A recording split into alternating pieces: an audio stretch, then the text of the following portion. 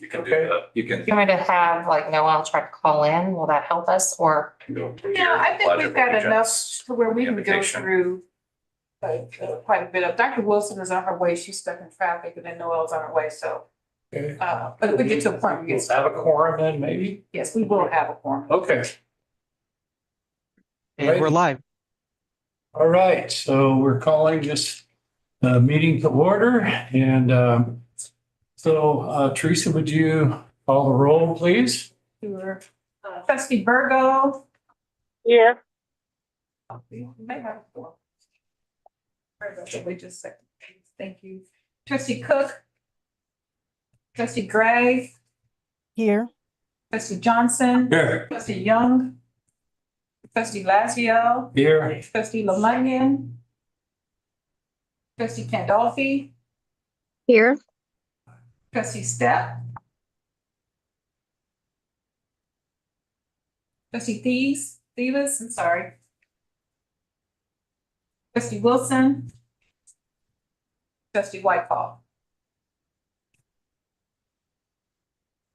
Oh. Here, sorry. We don't quite have to. It's 6 to 6 now, but it's right there. Okay. That's funny. Well, would you all join me in the Pledge of Allegiance, please? I pledge allegiance to the flag of the United States of America, to the republic which stands one nation under God, indivisible, with liberty and justice for all. I'm going to do a reflection. Last time we were here, we talked about steadfastness, being steadfast, kind of what it took. Look, it took a lot of courage in our lives to work that out day by day. And so I was pondering this week what some things that happened in my own life, and I don't know if anybody has ever been anxious for anything. No, never. Well, that word seemed to pop up, and it seems like the world we live in today is full of anxiousness, anxiety, and all that kind of stuff.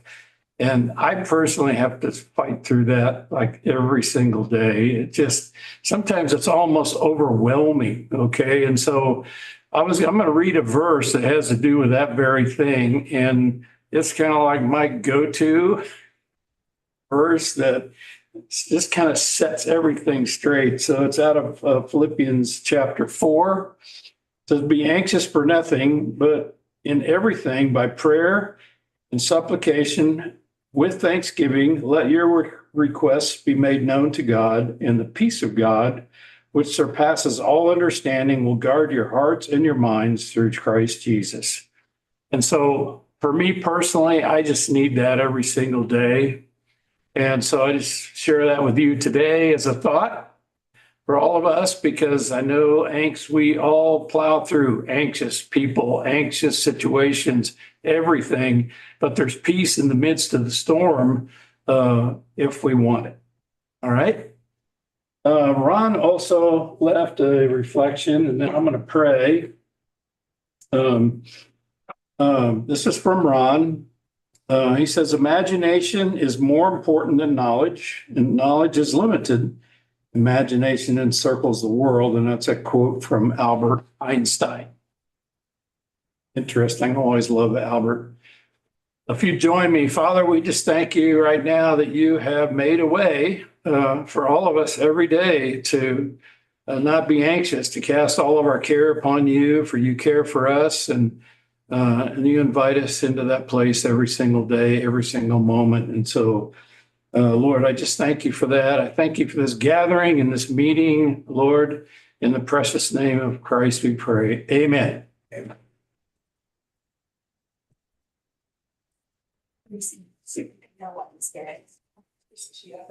No, on there, she's driving. So we can go ahead to the consent agenda. Noel is online, so we can see this live. So the approval of the agenda. So would anybody like to make a motion for the approval of the agenda? Okay, a second. I'll second. Okay, we got a first and a second. Can you take the vote, Teresa? Trustee Burko, Here, yes. trustee Cook. Trustee Gray, Yes. trustee Johnson, Aye. trustee Young. Trustee Lazio, Yes. trustee Lemunion. Trustee Pandolfi, Aye. trustee Step, Yes. trustee Davis. Trustee Wilson. Trustee Whitehaw. Aye. Okay, the motion carries. Thank you. We asked for a motion for the approval of the consent agenda.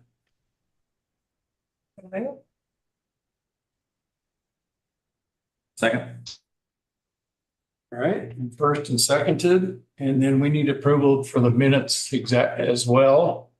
All of that is together. All of that's together, approval of minutes, approval Expenses. of expenditure. And so will you take the roll, Teresa, on that as well? Yes, sure. Trustee Burgo, Yes. trustee Gray, Yes. trustee Cook, trustee Johnson, Aye. trustee Lazio, Yes. trustee Lemunion, trustee Pandolfi, Aye. trustee Steph, Aye. trustee Wilson, trustee Whitehaw. Aye. At this time, there are no in-person visitor comments, nor was any correspondence received via the board via our email account. So we'll move from there to our committee reports. And so the ad hoc HQ committee. Anything to report, Bob? No, we haven't had, obviously, there was a motion made at our last meeting, but I've talked to our CEO. Do we have any updates at all on the Jackson County made a judicial decision that questioned the reassessment limits in Jackson County? Nothing more than what's been reported. I hadn't heard anything else. No. So otherwise, no, we obviously have not met since our last meeting. All right, next we have the building committee. So Bob, is there Same anything? So then we've been kind of working on the question regarding the headquarters building. So Okay. we have not had a regular build committee meeting. Okay. The finance and audit committee. I don't think there's anything going on there. Fundraising and development committee, Marcy. Nothing to report this month, sir. Okay. Personnel committee, Joycelyn. Nothing to report this month as well. Okay. Technology committee, is there anything to report there?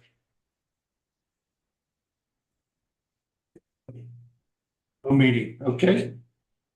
We'll move on to the financial reports, and we're going to hear from our Chief Financial Officer, Jeremy. Thank you. Good evening, everyone. We'll start with our tax summary. Taxes from July 1st through March 31st. Our current fiscal year is just over 69.6 million. And taxes compared to the same time period last year was 64.3 million. That increase, of course, is due to the restoration of the levy. Moving on to the next page. This is our cash position, and some good news to report. The green line was last year, the purple line is this year to date, and then the yellow line is our projection for the rest of the year. As you can see, the purple line is above the green line, excuse me. So as of right now, we're at a stronger cash position this year than we were last year. So that's a good sign for our organization. We're currently projecting that our cash will end the year with about a little over $20 million in cash. As you can see, that would be higher than we ended the year last year if that projection holds true. Moving on to the next slide is the general fund. The general fund has collected 65.4 million and has expenditures of 48.9 million. We're just slightly over our planned budget, and that, of course, is due to that transfer out that we did at the beginning of the year, transferring last year's surplus to the capital fund. Beyond that, everything else is pretty much on target with what we had projected. The next one is the capital project fund. Again, not a lot of activity happening there right now. Of course, the large increase is due to that transfer from the general fund. So total revenues are 6.9 million for the year. Expenditures right now are holding around 166,000. And then the last slide on the financial report side is our health insurance fund. And we have collected $3.7 million, about 78% of our budget. So we're on track there.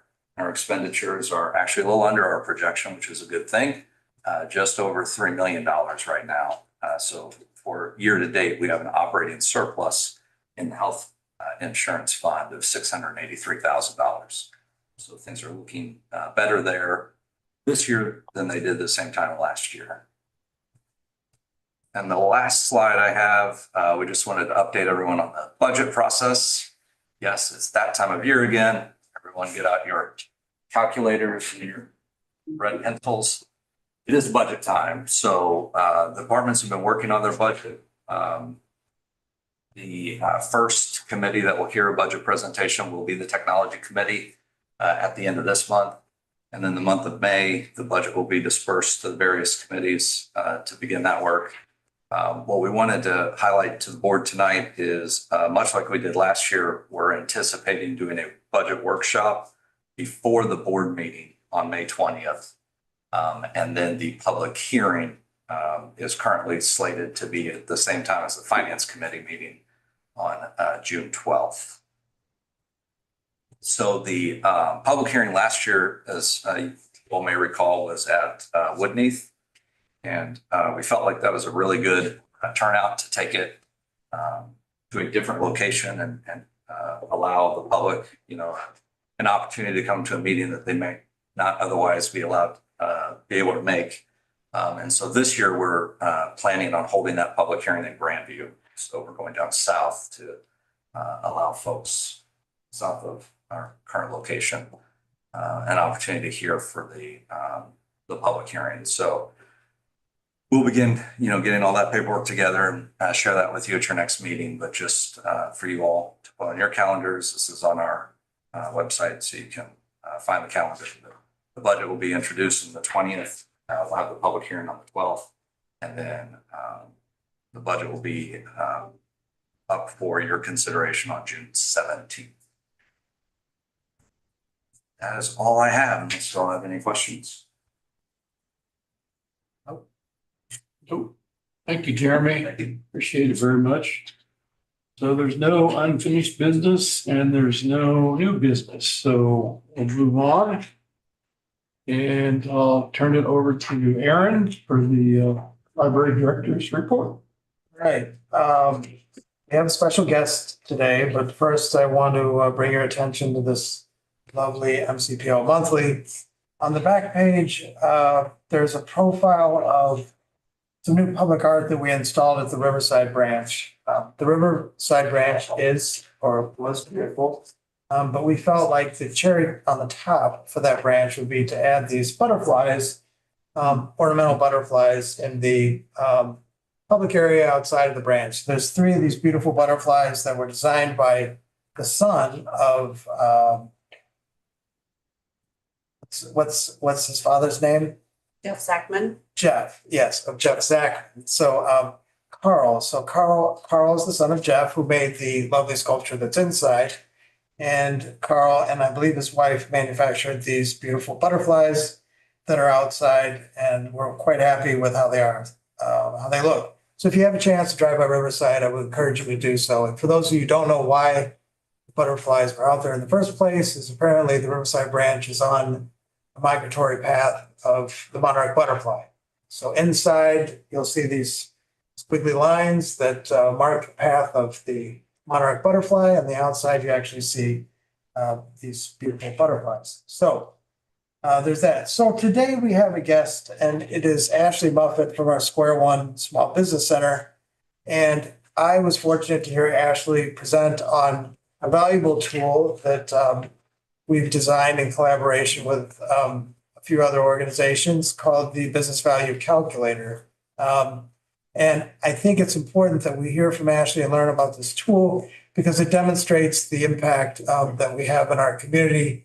And it also demonstrates the investment we make in workforce development and the small business community here in our area. So Ashley, do you want to? Go here. Okay. Sorry, my first time. Hi, everybody. Thank you so much for having me. Again, Welcome. Thank you. My name is Ashley Muffett. I'm the Square One Small Business Center Director. I've been there about a year and a half. I was round up, so it was November last year, or 2 years ago now, I guess. And I had the opportunity pretty early on in my tenure to participate in this study. So Square One is one of the most robust business services of the libraries in the country. And so we were asked and eager to participate in this study with the Urban Library Council to talk about ways that we help small business and career development and what that looks like from a financial perspective. So we have a lot of anecdotal stories. I was just here, just hearing one about one of our food competition turned food truck, turned caterer, turned restaurant that came through Square One before we had the full name center, Jazzy Bees. And so we have a lot of those really great anecdotal stories, but this opportunity gave us the chance to put some numbers behind it. And if you've ever presented to people, you know that there are numbers people and there are stories people. And so we had the stories, now we have the numbers. So I've had the opportunity to present these numbers across the community, and I'm happy, pleased to join me today to talk about them. Awesome. Yep. Awesome. Okay, yeah. So a little bit, just this is kind of, I include this in all my presentations about Square One. We have a three-pronged approach to helping small business owners. We do community and outreach programs. We have several programs right now running that are in a more of a tracked system. So we've kind of identified the 6 areas that small businesses really need to focus on: finance, human resources, marketing, development, operations. But we have identified classes for each one of those tracks. And so we do a varied programs throughout all of our branches. And then we have our one-on-one specialists, which is a team of individuals that have expertise in their area, and they meet one-on-one with patrons to talk about their specific questions. You're probably familiar with Kelly Head, who has been here 8 years now as our business information librarian. But then we also have, and this might be on the next slide. Yeah, okay, awesome. We also have Nita, who is our community workforce specialist, and she meets with patrons one-on-one to talk about their career goals. An exciting little note about her is we have a new virtual reality headset that provides people the opportunity to explore careers in the headset. And you can book an appointment with her now to try that out. You can try, knee surgery, which my kids found very exciting. And all kinds of other great things. And then we have Chloe, who is our social media specialist. She meets with business owners who are still bootstrapping their social media, which is most of them, and helps them understand what is CapCut, what is a reel, why should I care, why does that matter to my business. And then the last slide that I skipped over, if you go back one more, Brian, thank you, sorry, was the databases. And that's kind of what we're going to talk about today. With the business value calculator, we worked with the Urban Library Council to identify a cost benefit to each one of these areas. And so that database is one that I like to highlight because that was one of the ones that put our numbers so high, is the amount of database reports that people are able to save by using the library. Right, 2 more. Thank you, Brian. So yeah, this is our topic-focused programming. And professional development, that's the one I missed. So that's the one that is going to be more along those soft skills: leadership, networking, those things that you need either for career or for business. Next one. Yeah, next one, thank you.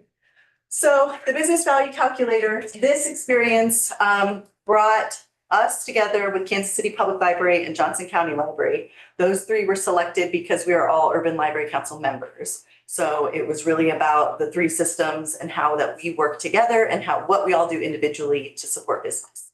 And they did this study by bringing all 3 of us together over the course of a year. We went to each one of the locations and got to tour their spaces, got to hear more about what they're doing. They got to come and hear more about what we're doing.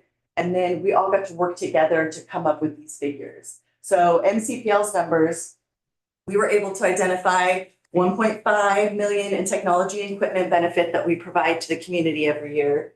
4.6 in research services. A lot of those are going to be those databases that we talked about. Training and education, 119. Physical space, 592,000, and then overall a $6.8 million figure. So MCPL provides a heavy lift, as you'll see, on that full Kansas City number that we got. Can you, I figure, can we just go back to that slide? Could you tell us a little bit about how you arrived at those numbers, maybe the technology and equipment and research services? Yes, I pulled. Okay, so I wanted to make sure I had all my notes. So we identified for research services, and this was actually ULC had kind of come up with these, and then they worked with us to say what our areas were missing, what are things that you're doing that we don't have in here, and they used us as a pilot basically to figure out what is a value to what is a dollar amount to assign to these, and then they are now duplicating that across the country with other. So for them, they asked, how much do we do in mailing list creation? And that was 270,000. Industry analysis and reports was 204,000. Online platform subscription, and this is a big one that I love to point out because LinkedIn Learning is actually the biggest one here that gave us the most. And that was pulled from how much of value it is versus how many people are using it. And so our LinkedIn Learning number is 2.6 million. So that is really where that research services, about half of that is coming from those LinkedIn Learning for libraries. So we push that heavily. It's basically like a cultivated YouTube where you know you're going to get really good information from it, and an embedded one. And so that LinkedIn Learning for libraries is saving people 2.6 million a year by using your library card instead of the subscription. Funding, so Foundation Directory Online, and then business materials and guidance. So that's our print books and our electronic books. So for those figures, we took overall circulation and worked with ULC and the other libraries to determine a percentage of that, so we couldn't necessarily drill into every business book checked out for obvious reasons. So we got to that number a little bit in collaboration with the other systems, which was really nice to have that opportunity to work with the other systems. And that gave us all an opportunity to see what databases do we all have, where do we have gaps, where do we have overlap. So that's where we got that. The research services, the technology and equipment, Brian will like this one. That's going to be your Wi-Fi hotspots. That's going to be your computer usage, your printing, and things that people are able to do at the library. And then the training and education are our classes and our specialist appointments. We assign $1 value amount to that, to how many specialist appointments they do per year. Physical space, that's going to come down to all those beautiful branches and all their co-working spaces that they have. So we took, again, a percentage of door count, a percentage of room rentals, and gave that a certain percentage for business use. And then that overall numbers, those all added together. Thank you. Yeah. So if you'll advance one more, you'll see that we make almost half of the three systems. We make almost half of that total figure amount. So Mid-Continent is definitely the least. But we came up with our three systems are providing 11.9 million in annual value to the Kansas City region. And that's not even getting to include KCK or any of our other reciprocal systems. And then I just wanted to point out some of the speaking opportunities I've had that have come out of this experience. We were able to share as a collective three system to the International Business Innovation, INBIA is what it's called, as its acronym, at the eBuilders Forum at the Kauffman Foundation in October. We were able to present. And then part of what came out of this was a collaboration between all three systems. And I sat on the Global Entrepreneurship Week Planning Committee. And so I was able to coordinate with KC Public and Johnson County since I had those relationships now. And we brought, I think, 25 of the global entrepreneurship programs to the libraries on that additional day. So we were able to bring people from the conference into the library to see this is how you use the library to grow your business. And we did that at Riverside, as well as KC Public's Central Resource Library and Johnson County's library.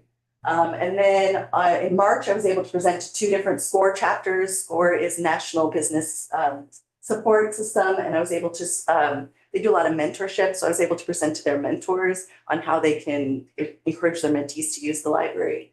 And then Aaron mentioned that ULC director's call that I was able to speak on. And then I also got to speak on a national source link call about this. So it's provided us a lot of opportunity to connect with the nation really and other libraries on how they're helping businesses. And I think that's my last slide. One more question, and maybe if you guys have questions too, but there's other organizations in the area that serve entrepreneurs.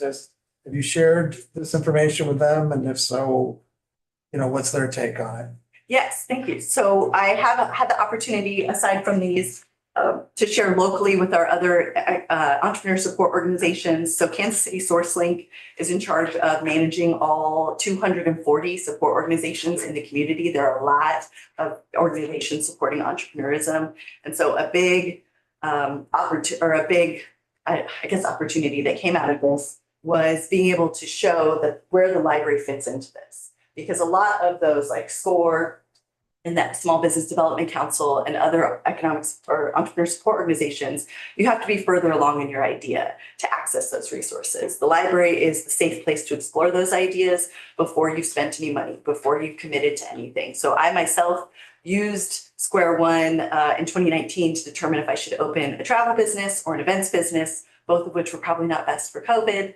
But I went with the events business after crunching numbers at Square One. So it was a really good opportunity for me to just see what are the numbers, is this a viable idea, where the other entrepreneur support organizations, you have to already be further along to engage their services. So this gave me a really good opportunity to solidify ourselves in the entrepreneur support makeup and say, here's all the value we provide, here's all the things you can get for free with your library card. I like to tell people it's like a gift card in your pocket. It just like expire. Yeah, the response has been really good. People, I just spoke today at the Independence Rotary about it. And every time I speak somewhere, people come up to me like, I had no idea the library was doing that. I had no idea I could get this help. So we really try to not only appeal to new businesses, but part of my job is to talk to existing businesses and say, hey, did you know you can pull that new business license database? You can use our database to pull new business license information for you to sell your business to another business. Or did you know you can pull new homeowner information and sell to new homeowners? There's a lot of databases and resources we have that you can use no matter where you are in your business. Anytime you need to return to square one on something. Well, I have a question. Yeah. So it just seems as you're talking that MCPL and the library in general are, we have a lot of opportunities. So I'm just thinking economic development councils where you go and present to all those business men and women who are involved in doing all sorts of great things, but they don't know about us really. Mm-hmm. I mean, we go to the Economic Development Council dinner kind of things here, which is all great, but in like your Chamber of Commerce's, you're probably already kind of tapping into those, or that's on your list maybe, but those would be a great place too, to kind of get the word out about MCPL. And it just seems awesome to me. Yes. The potential's kind of unlimited at this point. Absolutely. I love speaking to chambers. It's one of my favorite things. So Yeah. Drove up to Excelsior Springs, did their chamber, hit Smithville, Lee Summit. I just had the opportunity to present some of this information to a joint luncheon, which was Belton, Grandview, and South KC chambers. They did a joint one, so I was able to hit 3 at once. So chambers are one that I have been working with. Okay. But Economic Development Council, that's a great idea because that's one that these numbers in particular. So those are the numbers people, right? And so Yeah, they are. And the EDCs are larger than the chambers. Right. And yeah. most of the people that go to the chamber meetings are in the EDCs, but it's just on a grander scale. Yes, they definitely need to be aware of the numbers. Yeah. Small Business Boot Camp is done in partnership with Northland, right? Yep. And we're planning another one of those. Good. That's great. Yeah, but yeah, getting the numbers in particular in front of the EDC, the chamber, I kind of focused that presentation on how you, the small business, can use it. But the EDC, I could see being able to just do, did you know how much economic impact we have? There you go. Yeah, that's great. Yeah, I'm excited for what you're doing. Really something. Anyone else? It's just a random question, but is Source Link still connected with UMKC or are they separate now? Still connected. Okay. I don't know exactly how connected. I know that they're all kind of in the same building. But yeah, I don't know if they're like connected in funding. Yeah, the Small Business Development Council, them and UMKC are all in that same 47 Truce building. Great. Are there any business services that we're missing? Okay, now I'm coming from the academic, from the There you go. side. Are there any resources or services or programming that you think that we're missing? Oh, I don't know about missing, but supplementing, yes. Like I'm always looking for ways that we can supplement. One thing that came out of this was the really good opportunity to talk about the reciprocal agreement, to say, okay, this is a database, you're needing a database that we don't have, that KC Public has, so let's send you there. Or KC Public can do the same and send people to us so that way we can kind of collectively have everything covered. So I would say Mid-Continent probably does the most and has the most broad approach to business services, but I could definitely see expanding into the field of potentially offering legal support for people when they're starting out or marketing support. One thing, there is a gap in the entrepreneur support organization community for marketing support. So that's why having Chloe, she's the only one in the city that you can meet with for free marketing. So Good to know. yeah. Wow, thank you. Yeah. Thank you very much. So much. Very enlightening. Yeah, I think there's lots of discussion about what libraries do, and most people understand it, but sometimes there's misunderstandings about what we do. And this demonstrates the commitment we have to our community and really the impact we have in entrepreneurs and existing business owners. So if I were thinking about the two most important things that I would share with people about what we do, really, it's, economic development and developing young minds, right? Like without that, we'd be in a really awful place. But that is the role that we play here. So thank you for the work that you're doing. And we'll look to hear from you at the end of this year and see what else is happening. So thank you, Ashley. And now we're going to go on to our announcements. Before I talk about these, one very important announcement. That next month, we will be doing new headshots with a new photographer. And I beta tested this photographer. Her name's Adrienne. She's lovely and does a great job. So beginning at 3 p.m., we'll start doing new headshots for those trustees that want to participate. And Teresa will coordinate with each of you to find the time that works for you. But I assure you, Adrienne is very skilled at making us look, or making me look better than I do in real life. So thank you, Adrienne. So here are our announcements. So the 20th is Easter and we will be closed in honor of that day. And then on the 26th is Memorial Day. And again, all Mid-Continent Public Library locations will be closed.